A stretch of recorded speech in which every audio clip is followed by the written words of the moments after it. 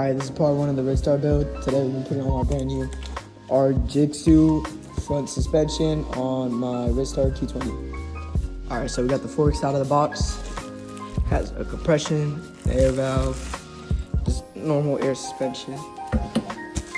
Our Jigsaw. And it came with a star nut. I don't know what that is. I'll figure it out.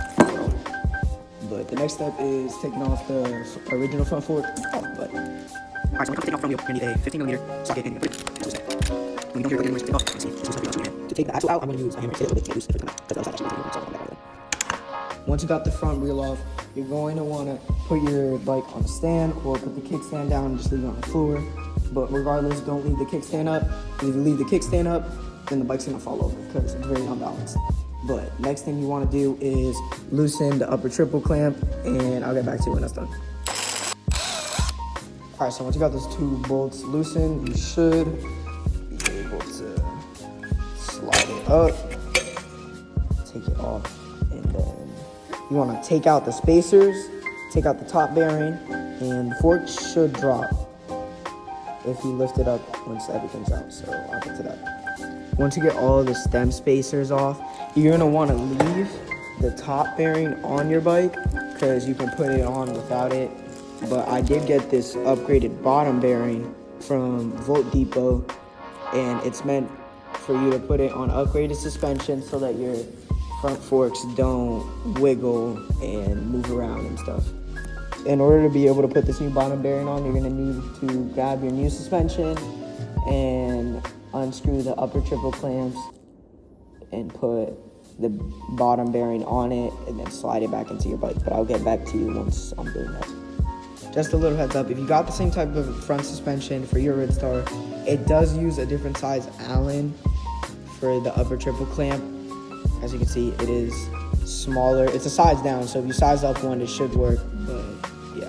Once you loosen your upper triple tree on the suspension, you are gonna wanna unscrew the air cap, because if not, it will not be able to slide up without unscrewing it. Once you get it unscrewed, you should be able to slide it right off and take the upper triple tree off. Now that you have the upper triple clamp off, you should be able to slide on the new bottom bearing onto the bike and slide the forks back into the bike. So I'll get back to that whenever I figure out how to do that. Alright, so I had to message Volt Depot, but they said you want to make sure the flat part of the bearing is going downwards against the triple clamp and the ridge is going upwards into the head tube. So you're gonna put it on just like this, and then you should be able to slide your forks back onto your bike. Flashback. Star nut, and I don't know what that is. I'll figure it out. End of flashback. So basically the little black piece actually went right here, right there, underneath it, and then the bearing went on top of it. Once you get your front forks back onto the bike, you want to grab your volcano spacing, put it on the top just how you took it off, make sure everything's aligned. You might need two people to make sure it's aligned, because once you put the triple clamp back on, it's going to be a little harder. But once you do that, then you'll be good to put on all the top spacers that were there before. Now, if you're like me and you want to raise your front forks, you are going to want to loosen your bottom triple tree, and you don't want to put as many bearings as there were stock, and it will look way better. So I'll get back to you once I do that. Alright, so basically what I did was put only one of the stock bearings on top of the volcano, then put the triple tree on.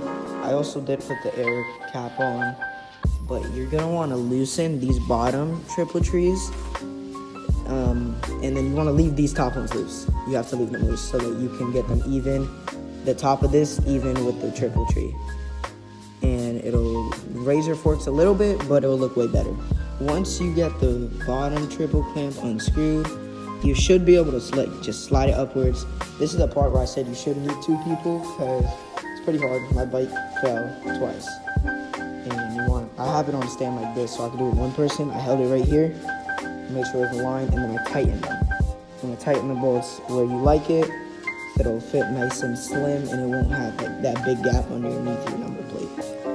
When you're putting the triple tree bolts back on, you wanna make sure they're like as tight as you can make them. You wanna make sure you can't loosen them or you can't tighten them anymore, because this is very important. If you lift up the front of your bike and you drop down, this will slide up and your whole front fork assembly will just fall off. All right, next step is going to be taking off this, which is just a plastic holder for the axle. But the axle is gonna go back on, and we're gonna put the front wheel back on. So I'll get back to it.